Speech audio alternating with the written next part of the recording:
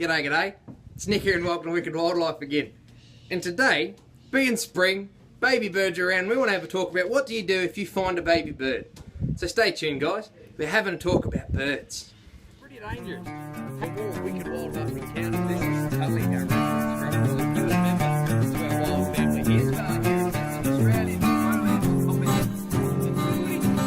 Have a look. We've got two different numbers to make this fun today. I hope you have a great one and take care.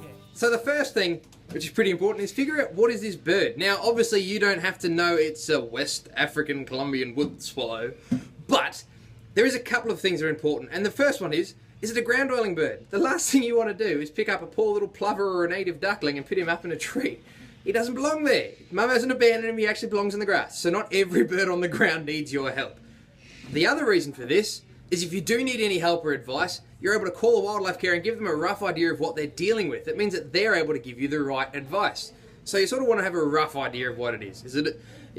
Just know that it's a flying bird that's living up in a stick nest. Gives the carer an idea of how they can help you help the bird. The next thing, once you figured it out, is what sort of stage is the bird at. You see, birds start off as nestlings, tiny little pink guys with virtually no feathers or downy feathers. And if you find a nestling on the ground, then something has gone wrong. He's fallen out or something's taken him out, and those guys are often going to need help.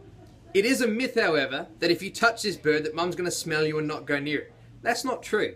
If you can get that little guy back up into his nest, there's a good chance that mum and dad are going to take him back.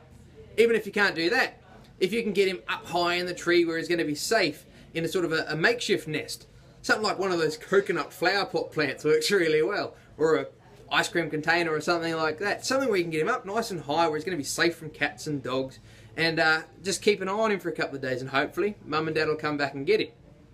The next stage is something like this fella here, a fledgling bird. And these guys are unfortunately really often kidnapped by people who mean well. They see a guy like this who can almost fly but not quite, sitting on the ground. They come back half an hour later, he's still there, and they go, oh, we've got to take him into the vet. Now, this is actually a natural part of their life. What they do is they grow up, they start flying from branch to branch, and one day he might fall a bit short. He ends up on the ground. Now, more often than not, all they need is an extra couple of days or a week to actually get the hang of flying. Mum and dad will still be coming down and looking after him. And in this case, sure, you might want to call a wildlife care and check you're doing the right thing. But more often than not, the best thing you can do is lock up your cat and dog, make sure nobody's going to bother him, and just keep an eye on them.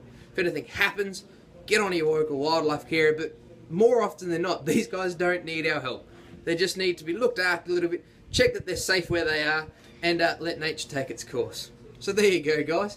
Now you know what to do if you find a baby bird, and please don't just take everyone you find. Sometimes we don't need to be helping them. Now, as always, guys, if you do like the video, hit the subscribe button, leave us a comment, all that sort of stuff. And as always, guys, be nice to our wildlife and have a good one and take care.